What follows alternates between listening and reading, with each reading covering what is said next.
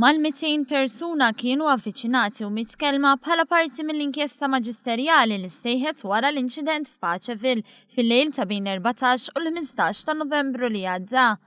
Inċident li fih weġġaw mal-74 persuna meta ċeda poġġaman tal-ħġieġ.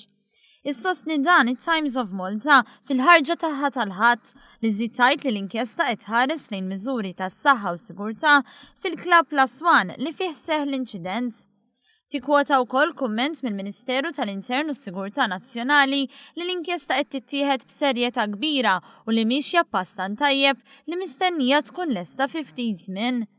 Il-Ministru Abela żied jgħid li waqt il-konsultazzjoni dwar Paċeville ħareġ biċ-ċar li l-bouncers iridu jibdew jirċievu taħriġ li jwassal għal standards ogħla fil-futur.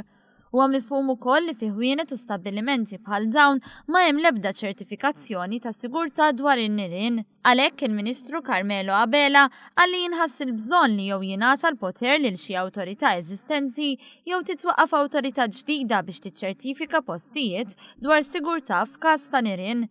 Il-Ministru Carmelo Abela temm jgħid li trid issir riforma fil-mod ta' kif jinħarġu l-liċenzji tal-istabbilimenti tad-divertiment li ma' riforma tista' tieħu xhur madankollu l-Gvern huwa kommess li jagħmel riforma holistika f'dan il-qasam.